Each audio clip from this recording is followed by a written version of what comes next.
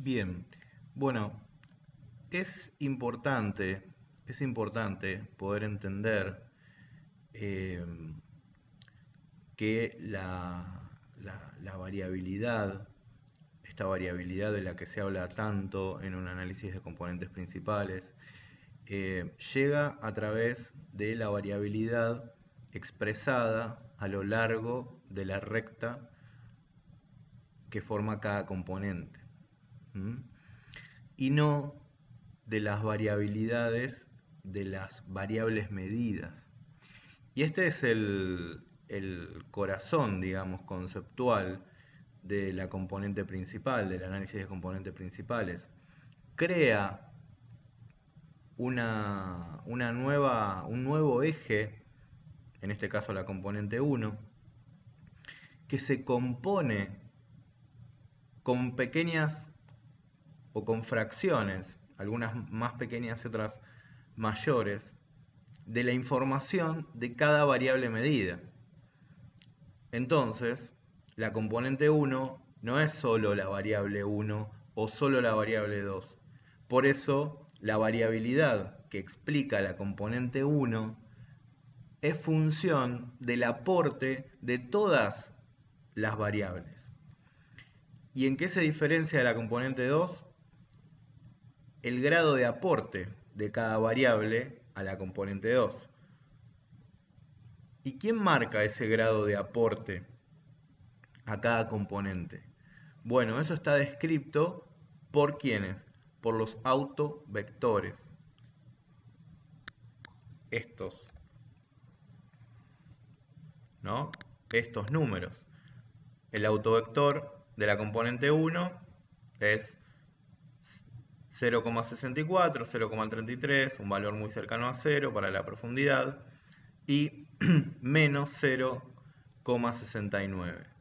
Este autovector es el que nos está diciendo, mira, en la componente 1 tiene un aporte de 0,64 para la latitud, la mitad para la longitud, prácticamente nada, o sea, digamos, no hay prácticamente información que aporte a la variabilidad de la componente, de la profundidad, y la temperatura aporta en un módulo, ¿no? En una magnitud muy similar a la latitud, pero en forma negativa.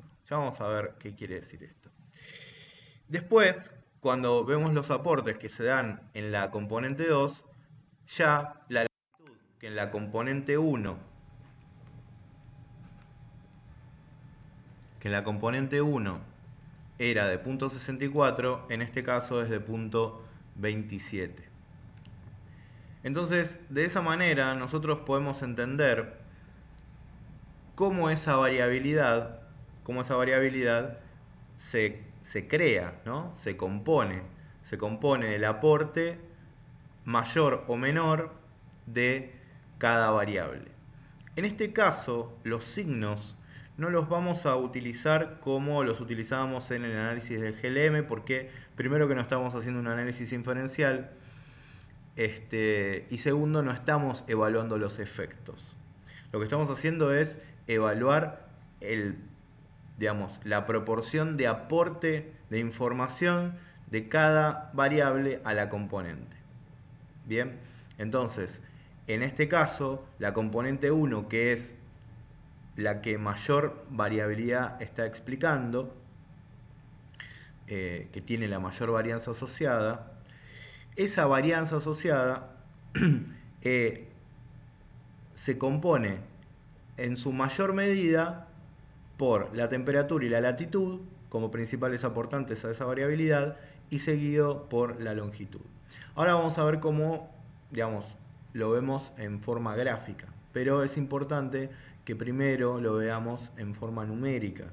Bien, bueno, ¿qué pasa? Hay digamos, una pregunta que nosotros tenemos que responder a la hora de hacer un análisis de componentes principales, que es, bueno, ¿cuáles son las componentes que nosotros vamos a usar para explicar nuestros datos? Bien, digamos, ¿podríamos usar todas? Sí, podríamos usar todas, pero a medida que la componente empieza a explicar cada vez menos, entonces empezamos a ver un poder de separación de los datos cada vez menor. ¿Por qué? Y porque esa variabilidad dentro de la componente cada vez es menor y que en digamos que en un set de datos la variabilidad sea baja, quiere decir que los datos están muy juntos, ¿no? Bueno, entonces, pero ¿qué componentes usamos? ¿Podemos usar la uno, la 2 y la 3? ¿O podemos usar solamente la uno o solamente la uno y la 2? Bien, ahí vamos. Para eso vamos a graficar los valores de varianza. ¿Mm? Los valores de varianza en función de simplemente el número de componente. Entonces vemos que para la componente 1 tenemos una varianza de 1,88, la habíamos calculado por ahí, anda por acá, y después la varianza cae a, digamos, un valor cercano a 1,5, era 1,48, una cosa por ahí, y después ya cae más abruptamente a una varianza de cuánto. Vamos a ponerlas así ya las tenemos para, para verlas, ¿no? Y no hablamos. Entonces, la varianza 1,88 está ubicada acá, la segunda, que es 1,38, está acá, y ya la tercera, 0,56, ubicada acá. Entonces, nosotros vemos que obviamente hay una caída entre la primera y la segunda, pero entre la segunda y la tercera ya la caída es más abrupta y se ve claramente que la caída entre la 1 y la 2, bien, y entre la 3 y la 4 son bastante parecidas. Ahora, el gran cambio se da entre la 2 y la 3. Esto es digamos, es una forma gráfica de poder evaluar que las dos primeras serían las mejores para describir los datos a través de un PCA.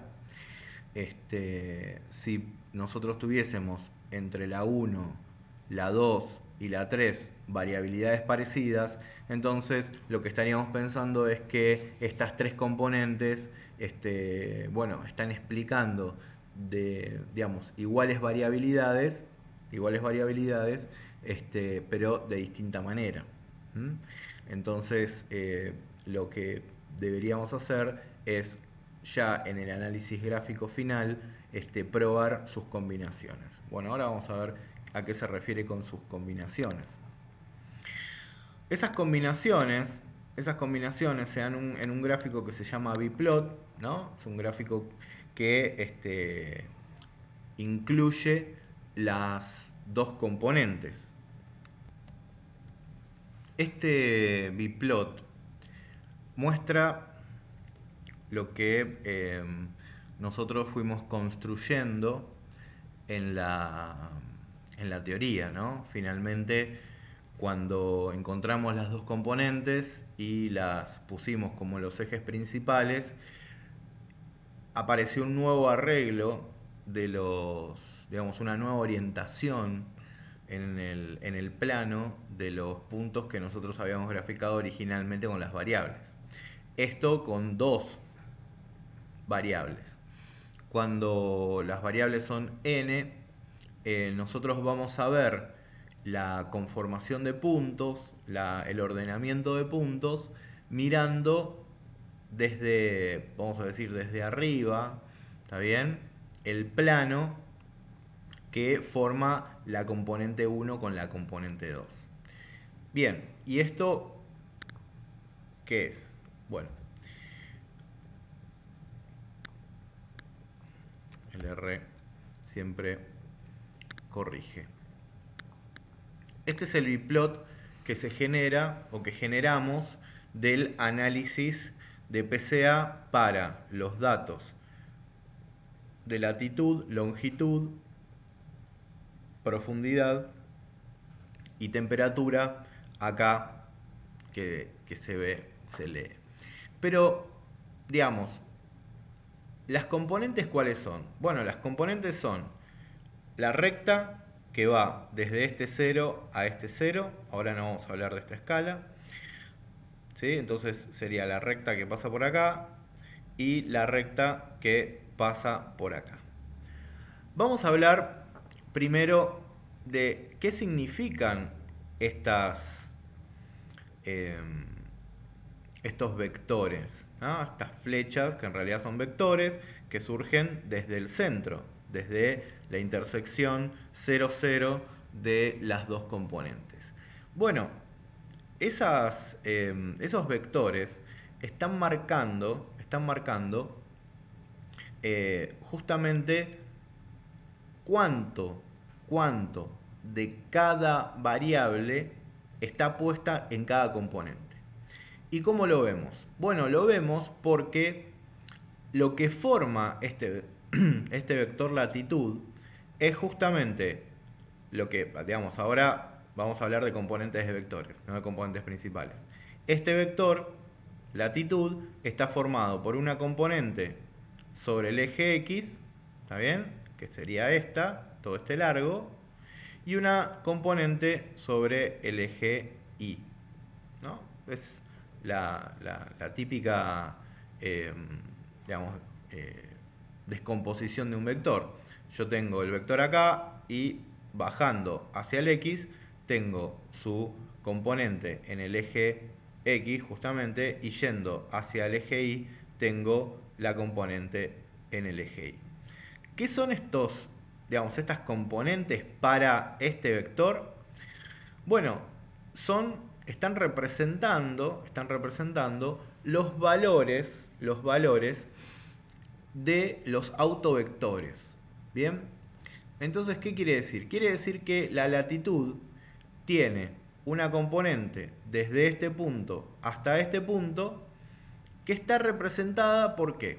Vamos a verlo, a poner simultáneamente los valores de los autovectores y el gráfico. Bueno, fíjense, vamos con la latitud. La latitud nos está diciendo que tiene punto 64, ¿está bien? Es un largo que es punto 64. Ahora, no tiene nada que ver con estas escalas, por eso yo les dije que no vamos a hablar de estas escalas, pero sí es proporcional. Fíjense, y ustedes dicen, bueno, y a ver, tenemos acá el punto 64, o este largo, ¿está bien? Representado por la componente sobre la componente 1. Y después en el I, que sería sobre la componente 2, bueno, es punto 27,4. Fíjense que es más largo, ¿sí? Se puede ver gráficamente, que es más largo el recorrido sobre la componente 1 que sobre la componente 2. ¿Por qué? Porque está representado justamente por estos valores del autovector. ¿Mm? Bien. Ahora, por ejemplo, temperatura. Vamos con temperatura. Y acá vemos el signo claramente. Fíjense que la temperatura tiene menos 0,69. Bueno, ¿hacia dónde está apuntando la temperatura? El vector de la variable temperatura. Hacia los negativos. ¿Sí? La latitud tenía una componente positiva sobre la componente 1 y la temperatura tiene una componente negativa sobre la componente 1, que es lo que se está viendo acá. Pero prácticamente no tiene ninguna componente sobre el eje de la componente 2. Fíjense que es prácticamente toda horizontal. Bueno, y eso está apoyado por lo que vemos acá. En la componente 2 la temperatura no tiene prácticamente un valor en su autovector. Recuerden que todos estos valores conforman el autovector de la componente 1 y estos valores conforman el autovector de la componente 2. Bien, ¿qué nos está diciendo esto? Nos está diciendo que la temperatura es la que más está aportando a la componente 1, porque está prácticamente sobre la componente 1. Y esto es también lo que estamos viendo en el número. Que sea negativo no tiene nada que ver con que sea un efecto negativo o positivo, simplemente tiene que ver con que así se solucionó el sistema de ecuaciones que tenemos acá. Y les digo más, una persona puede realizar el mismo análisis PCA para los mismos datos y quizás a algunos les va a dar la temperatura mirando hacia los positivos y la latitud hacia los negativos y otros al revés. ¿Por qué? Porque depende de pequeñas variaciones y si, por ejemplo, el sistema de ecuaciones tiene más de dos resultados. Y esto es así, ¿no? Puedo solucionarlo con más 1 o con menos 1. Es como pensar en una parábola. Una parábola tiene dos resultados que dan igual 0. Una raíz y la otra raíz. Pueden ser, ¿no?, positiva, negativa, pero pueden ser diferentes positivas o diferentes negativas, pero diferentes al fin.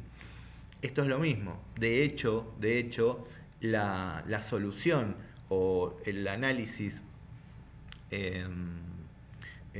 digamos, no el análisis matemático, porque no es análisis matemático, esto es álgebra. El álgebra que se aplica a este sistema de datos sería como una Bhaskara terriblemente compleja, ¿no? Con matrices, con un montón de otras cosas, pero busca valores que hacen ser una ecuación, finalmente. Bien, entonces, aclaro, porque por ahí están haciendo la práctica, uno le da para un lado, otro le da para el otro. Bueno, entonces, ¿qué pasa? Pero miren lo que pasa con la temperatura, con la profundidad. La profundidad le pasa algo parecido a la temperatura, pero sobre la componente 2. O sea, tiene prácticamente toda la información aportada sobre la componente 2. ¿Y qué tenemos? Profundidad, tal cual, .729. Y sobre la componente 1, nada. Bueno, es lo que se está representando acá. Entonces, ¿qué nos dicen? ¿Qué nos dice gráficamente esta disposición de estos vectores asociados a las variables? Es cuál está aportando más a cada componente.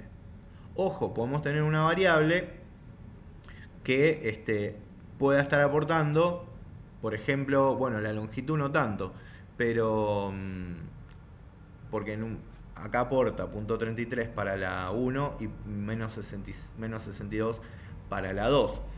Pero puede haber variables que aporten de la misma manera a las dos componentes. Si nosotros graficáramos, por ejemplo, la componente 2 con la componente 3, la longitud aportaría prácticamente lo mismo en los dos casos. Y la profundidad aportaría prácticamente lo mismo en los dos casos. Y así también la latitud. O sea, lo que nos está diciendo es que la componente 3 está digamos, siendo compuesta, valga la redundancia, por la misma, digamos, por el mismo aporte de cada variable. Ahora, esta disposición de las variables es importante en un punto. El primero es que comparando la recta de acción, bien, y si son de igual sentido, distinto sentido, nosotros podemos tener una idea de si estas variables están correlacionadas o no. Entonces, ¿qué podemos decir? Bueno, acuérdense que cuando nosotros hablamos de dos ejes que son ortogonales, que son perpendiculares, estamos hablando de dos ejes que son independientes, ¿no? Bueno, cuando dos de estos vectores de variables los tenemos en forma perpendicular, ortogonal, entonces lo que estamos viendo es que esas variables tienen una correlación prácticamente nula. Esto es importante. ¿Por qué? Porque yo, sin hacer una correlación, ya puedo estar sabiendo que la temperatura y la profundidad no tienen relación entre ellas. O sea, digamos que una no covaría linealmente con la otra. Estamos hablando de respuestas lineales. Puede covariar en forma cuadrática y acá nos va a dar 0.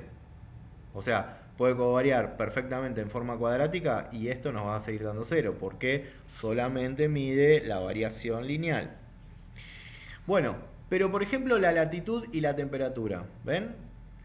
Tienen prácticamente la misma recta de acción y son de sentidos opuestos. ¿Qué me está diciendo eso? Me está diciendo que tienen o están tendiendo a una correlación fuerte negativa. Entonces, si dos variables ortogonales indican una correlación prácticamente nula y dos variables de igual recta de acción, ¿no? Pero distinto sentido, indican una correlación, digamos, prácticamente perfecta, pero negativa, entonces, si la temperatura estuviese apuntando hacia el mismo lugar y prácticamente sobre la recta de acción de la latitud, nos estaría indicando que tienen una correlación alta pero positiva. Entonces, es muy útil saber y entender esta propiedad porque rápidamente mirando el biplot y con las variables graficadas, yo puedo entender cuáles son las relaciones digamos, de correlación entre las variables. Ojo que como nosotros estamos viendo las variables, como estamos viendo estos vectores de las variables, eh, no es exactamente la representación de la correlación. Es, tiene que ver con una tendencia solamente. Bien, entonces ya analizamos y ya nos dimos cuenta por la disposición geométrica, digamos, espacial de estos vectores, qué variables están aportando mucho a qué componente y también tenemos un indicio de la correlación que pueden estar teniendo entre ellas o la covariación lineal que pueden estar teniendo entre ellas. Una vez con esto en mente, estamos en condiciones de empezar a caracterizar a los puntos que están dispuestos en este biplot. ¿Qué quiere decir caracterizar? Bueno, por ejemplo, estos puntos que están acá arriba, ¿sí?, tienen ciertas características con respecto al valor de sus variables medidas que son diferentes a los puntos, por ejemplo, que están por acá, ¿no? Acá justo estos tres que están arriba de la palabra longitud. Están en sectores prácticamente opuestos de este biplot y eso quiere decir algo. Este punto que está por acá y estos puntos que están por acá están en lugares prácticamente opuestos también del biplot, pero más a lo largo de la componente 1. De la componente 1. Eso también indica que tienen características diferentes. ¿Cuáles características diferentes? Bueno, esto es lo que estuvimos practicando en la teoría, en la última diapositiva de la teoría. Este punto que está acá, ¿por qué? Porque fue graficado, valga la redundancia, en ese lugar. ¿Y cómo yo hago para graficar un punto, por ejemplo? ¿Cómo hago para ubicar un punto en el plano? Bueno, lo primero que tenemos que saber son las coordenadas. O sea, este punto que está ahí, ese de ahí, va a tener una coordenada en la componente 2 y va a tener una coordenada en la componente 1. ¿Y cuáles son esas coordenadas? Son los scores. Porque así, o sea, los scores surgen de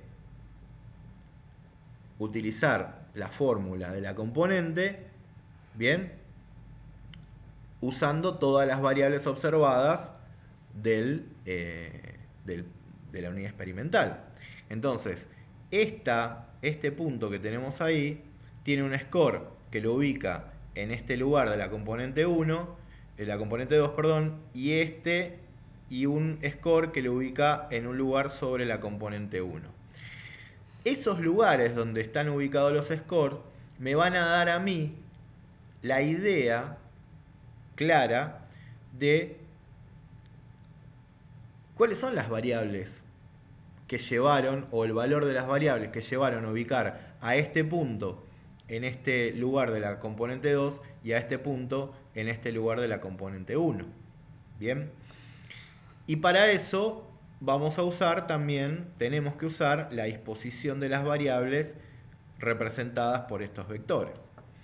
Bien, vamos a hacer una fácil. Este punto que está ahí, que está prácticamente sobre la componente 1, tiene ciertas características. Esos dos que están ahí tienen ciertas características. ¿Cuáles son esas características? Bueno, esas características van a surgir de pensar cómo fue que el score dio como resultado un valor positivo y muy alejado del centro, o sea, del 0. Bueno, para que este valor dé muy positivo, ¿no?, con un valor alto, positivo, se tiene que dar una cuenta. ¿Cuál es la cuenta? La cuenta es la fórmula de la componente. ¿Cuál es la fórmula de la componente? Y la que habíamos visto, la que está en la última diapositiva, que es el valor .64 por el valor observado de latitud de ese punto, más .322 por el valor observado de longitud, más un 0,000 algo por el valor de la profundidad, más, en este caso menos 0,69 por el valor de la temperatura. Todas estandarizadas 0,1. Entonces, nosotros, digamos, nos es por ahí complicado estar mirando los números, pero nosotros ya mirando estos vectores y haciendo la descomposición, digamos, mentalmente, gráficamente, podemos ver que la temperatura está aportando en la cuenta del score fuertemente negativo. La latitud está aportando fuertemente positivo. La profundidad no aporta prácticamente nada y la longitud aporta positivo, pero en menor magnitud. Con lo cual, estos valores que están ahí, resulta en un score positivo de tener altos valores de latitud, porque son valores positivos, altos valores de latitud, ¿por qué? Porque si es un valor por arriba de la media, va a ser positivo, multiplicado por ¿quién? Por .64, me va a posicionar a este punto más hacia los positivos, ¿verdad? Pero la temperatura tira hacia los negativos. Entonces, para que este valor finalmente dé positivo, ¿qué tiene que pasar con la cuenta con menos .695? Lo que tiene que pasar es que a menos .695 lo multiplique un valor negativo para que dé positivo y finalmente toda la cuenta aporte a que sea un score alto. ¿Cómo hago para multiplicar a menos .69 por un valor negativo? Bueno, la única manera es que el valor de la temperatura para esos puntos que tengo ahí sea menor que la media, y mucho menor que la media, porque en ese caso, al ser menor que la media, va a ser negativo. Cuando lo multiplique por menos me va a dar positivo, y toda la cuenta finalmente va a hacer que el score sobre la componente 1 me dé en este lugar. Si yo marco a este punto de ahí, a ese de ahí, y quiero pensar cómo fue que este valor dio el score sobre la componente 1, voy a pensar de la misma manera. ¿Por qué? Porque no me importa que este valor esté lejos de la componente 1, porque yo lo que quiero pensar es cómo llegó a tener el score sobre la componente 1. Y voy a tener el mismo pensamiento. Van a ser valores positivos de latitud y negativos de temperatura. ¿Bien? Entonces, los valores negativos de temperatura van a tirar a los puntos hacia la derecha. Los valores positivos de latitud van a tirar a los puntos hacia la derecha.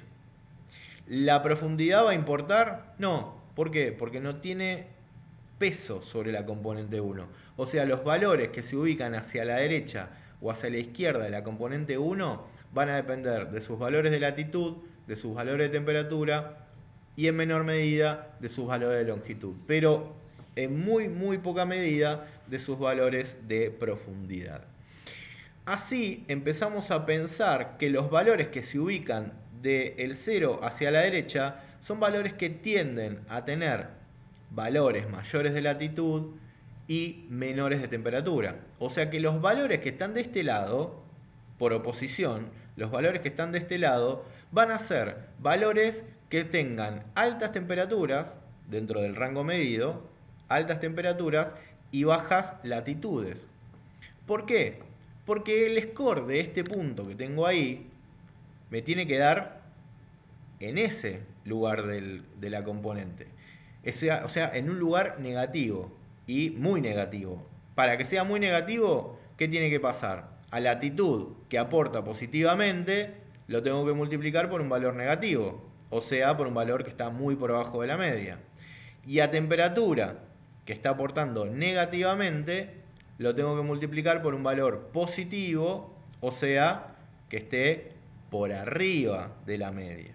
Y así me va a dar el score ubicado en este lugar. A lo largo de toda esta recta se entiende entonces que los valores que se ubiquen hacia los negativos van a tener altas temperaturas y bajas latitudes. Esto es un ejercicio constante que surge de la práctica, no es algo que se hace enseguida. Hay que verlo, hay que hacerlo muchas veces. Bueno, con la misma lógica, yo quiero entender qué pasa con los valores que se ubican hacia arriba, o sea, hacia los positivos de la componente 2, y hacia abajo, o sea, hacia los valores negativos de la componente 2. Bueno, ya mirando esto, lo que estoy viendo es que lo voy a explicar, pero lo voy a explicar más a través de la profundidad y de la longitud que de la latitud, porque la latitud tiene una componente sobre la componente 2 muy pequeña y la longitud tiene una componente muy grande. Lo vemos acá, la longitud tiene menos 62,6 y la latitud tiene 0,274. Este positivo claramente se ve y este negativo claramente se ve. Y la profundidad es la mayor de todas con 0.729. Entonces, los valores que están ubicados acá arriba van a tener altos valores de profundidad, ¿bien? Y bajos valores de longitud, ¿sí? Y los valores que estén ubicados hacia los negativos, o sea, este que tengo acá, por ejemplo, van a tener bajos valores de profundidad y altos valores de longitud. Todos los que estén con proyección hacia los valores negativos del eje de la componente 2. Bueno, ustedes pueden decir, bueno, ¿y qué pasa con los que están en el centro? Bueno, hay un balance entre el positivo y el negativo, o los valores altos y bajos. Pero sí sé que la tendencia es que a medida que yo me muevo en el eje de las y, o sea, la componente 2, si yo me muevo hacia los positivos, me voy a mover hacia puntos que son más profundos y con una longitud menor. Si me muevo hacia los valores más negativos, ¿está bien? me muevo hacia valores menos profundos y con una longitud mayor por arriba de la media.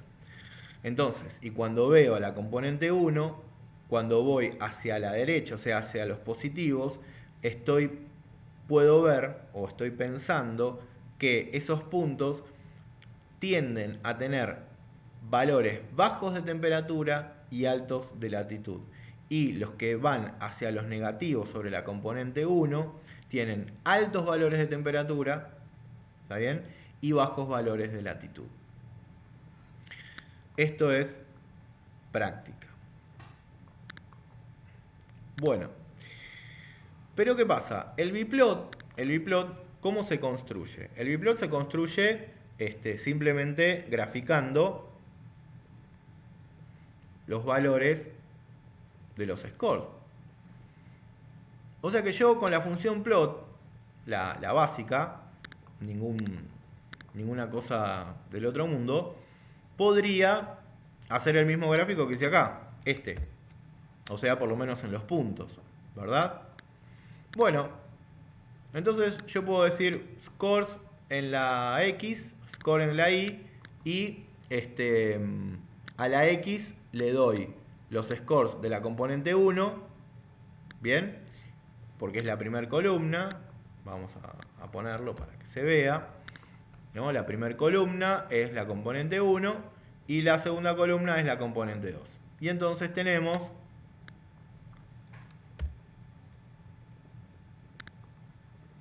el gráfico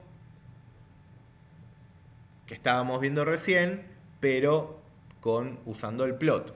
Bien, bueno, podemos hacer algo un poquito más útil y ponerle dos líneas para marcar los 4 cuadrantes y poder hacer un poquito mejor las interpretaciones. Bueno, esta es la misma disposición. Por ahí ustedes lo ven diferente porque, bueno, cambiaron los caracteres de los puntos. Pero, ¿por qué hago esto? Porque quiero mostrarles con colores dónde se ubican los puntos que tienen valores particulares. Entonces, vamos a asignarle color a las unidades experimentales que son mayores a la media de temperatura y los vamos a comparar con el biplot. Esto está hecho con un código que no es necesario que lo entiendan, pero sí es mi deseo que lo entiendan. O sea, que puedan fijarse qué es lo que estoy haciendo y, y entenderlo. Y acá viene un poco lo que yo les digo. Yo no usé ningún paquete de nada, de ningún análisis de componentes principales. Solo usé las herramientas del R base. ¿Está bien? Y ustedes están en condiciones de poder entender qué es lo que hice. Ahora vamos a ver qué es lo que hice.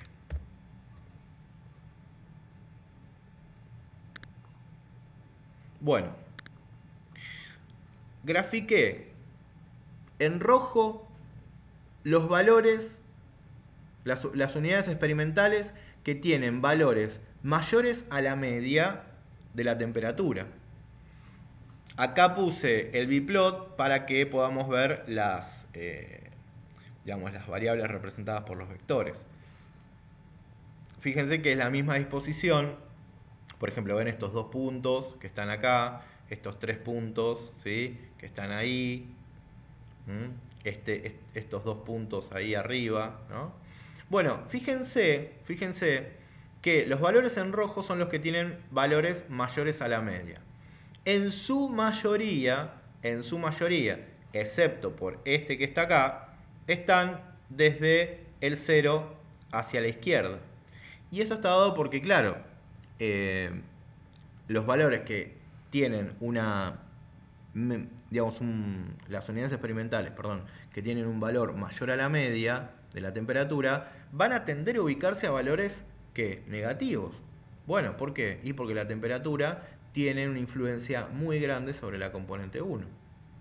¿Sí? Y por eso los encontramos prácticamente todos por arriba, por abajo del 0. Y ustedes dicen, ah, pero ¿y esos negros que están ahí? Bueno, estos negros que están ahí son valores que están por abajo de la media, por abajo de la media, y que terminaron cerca del cero. No están lejos del cero, están cerca del cero. ¿Y por qué terminaron cerca del cero y negativo si tienen valores por abajo de la media? Bueno, porque la longitud aporta, la latitud aporta, y en la cuenta quedaron, digamos, levemente negativos. Así como yo le di color a los valores que están por arriba de la media, mayores a la media de la temperatura, bueno, podría también jugar y decir, a ver, cuáles son los valores que están por arriba de la media de la profundidad. Cuando hago esto, miren cómo cambia el color, ¿no?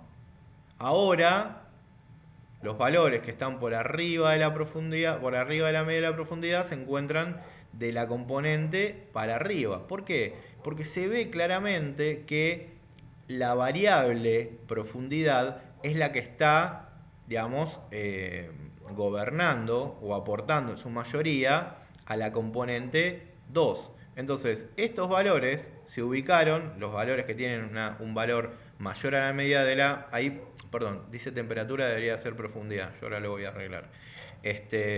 Un valor mayor a la profundidad y están por arriba del eje de la componente 1.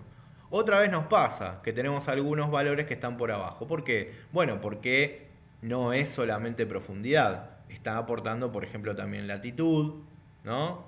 O longitud. Y eso hace que algunos valores estarán por abajo de la componente, o sea, el valor 0.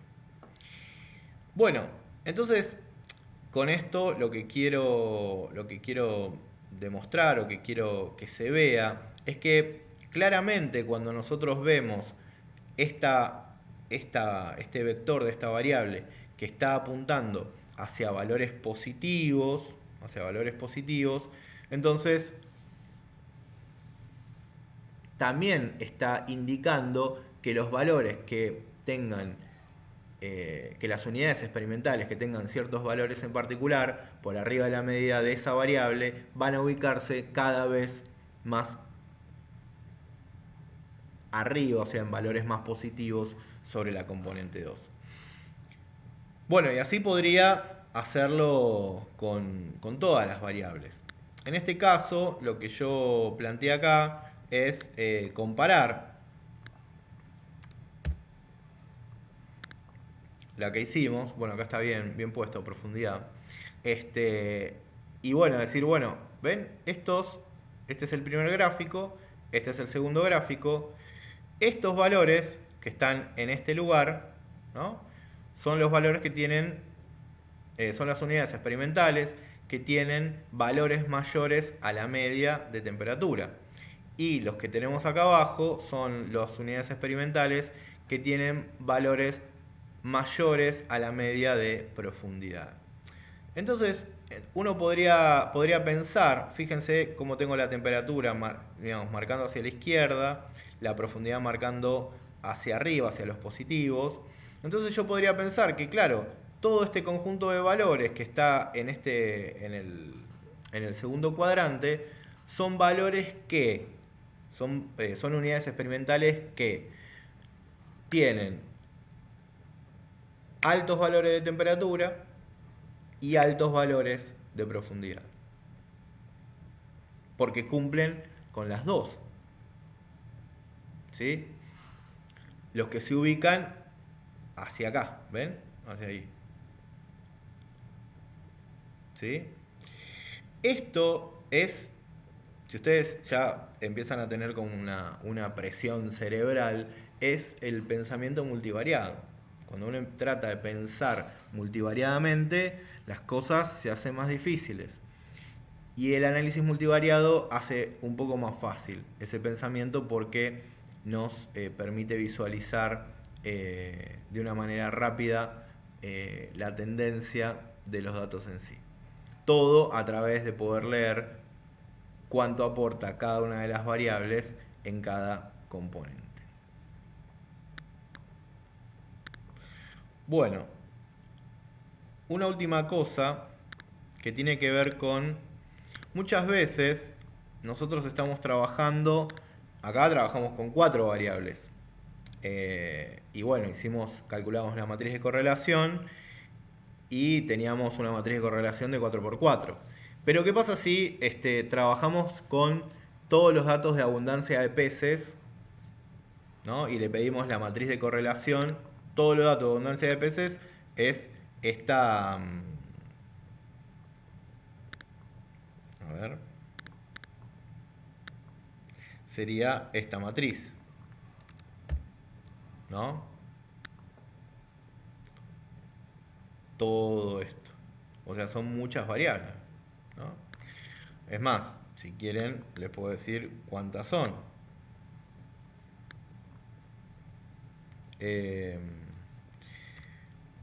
Serían 35 columnas menos 4 son 31 variables. Entonces, para 31 variables, yo le pido la matriz de correlación y bueno, el R me dice, tomá, ahí tenés. Querías la matriz de correlación, tomá. Esta es la matriz de correlación de todas las variables con todas las variables. ¿Y cómo miramos esto? ¿Cómo nos damos cuenta si hay, para tener una idea, ¿no? Para ir construyendo un cúmulo de información de cómo se relacionan las variables? Es muy difícil. Mirarla así es muy difícil, prácticamente imposible. Uno puede decir, bueno, hacemos un pairs y lo vemos gráficamente y bueno, ya saben lo que viene. Primero que el R piensa un montón porque tiene que hacer todas con todas. ¿Y qué vemos acá? No, nada. Podemos hacer una foto con diferentes píxeles y no vemos nada porque no se entiende nada de la cantidad de variables que son. Claro. Bueno, entonces hagamos una cosa. Vamos a asignarle la matriz de correlación al objeto matcore. Lo tenemos acá, es una matriz de correlación. ¿Y qué vamos a hacer? Vamos a sacarle todos los unos. ¿Por qué? Y porque los unos son las correlaciones entre las propias variables. O sea, digamos, no tiene mucho sentido analizar correlaciones entre propias variables. Queremos ver cuál es la tendencia o cuál es la distribución en algún punto de las correlaciones dentro de los datos que observamos. Bien, entonces para eso le decimos, a ver, estas son todas las correlaciones que son menores a 1. Y ustedes dicen, ¿qué hizo? Bueno, hice un filtro. A matcore la filtré con matcore menor que 1. Ahí va, se los muestro. Así como existen vectores lógicos, existen matrices lógicas. Y claro, todos los valores son true porque son menores a 1. ¿Y cuáles son los false? Fíjense, se ve, ¿no? La diagonal, claro, los valores que tienen correlación igual a 1. Entonces yo le digo que me muestre solamente los valores que tienen correlación menor a 1, me muestra todos los valores. Claro, no me los muestra como una matriz, me los muestra como si fuese un vector. Pero me sirve, ¿por qué? Porque yo puedo hacer un histograma de esa nueva matcore. Y ahora, aunque no vemos exactamente cuáles son las relaciones, pero vemos una tendencia.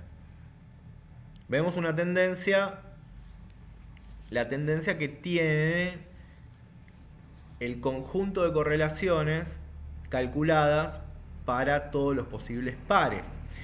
¿Y qué vemos? Bueno, primero vemos que la moda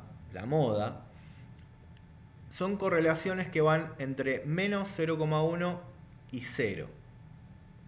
Son correlaciones muy bajas. O sea, lo más común es que sean correlaciones muy bajas y de tendencia negativa. Bien, pero correlaciones muy bajas. Después vemos que las correlaciones negativas llegarían hasta valores menores, en realidad mayores, a menos 0,3, ¿no? Valores que van desde acá para arriba. Mientras que en la gama, digamos, en la parte positiva, vemos que tenemos representadas correlaciones desde el 0, entre el 0 y el 0,1 hasta valores menores entre 0,9 y 90 y pico, no iguales a 1. Pero esto es, digamos, importante. ¿Por qué? Y porque las correlaciones que podrían llegar a ser significativas son más bien positivas y no negativas. Ojo, una correlación de menos 0,1 puede ser significativa, pero no tenemos ese dato acá. ¿Podríamos calcularlo? Sí, pero no lo vamos a hacer ahora. Lo importante es entender que la distribución de las correlaciones da una idea clara de qué es lo que nosotros vamos a ver finalmente en el biplot, ¿no? Porque imagínense que tenemos esta moda, la tenemos acá, la tenemos en punto 6 y el histograma me da así, ¿no? Con una tendencia igual pero con la moda en punto 6. Bueno, vamos a esperar una distribución de esos vectores de las variables en particular, mientras que acá vamos a esperar otros. Bueno, si quieren verlo, pueden hacer el análisis de componentes principales y ver qué les da. La mediana es una buena información, que nosotros tenemos para poder caracterizar a esa distribución. Bueno, la mediana nos da menos 0,03, o sea, la mitad de los datos de la correlación es mayor a menos 0,03 y la mitad de los datos es menor a menos 0,03. En general, tenemos una tendencia en la mediana a un valor negativo. Bien, bueno, eso es todo y seguimos en contacto.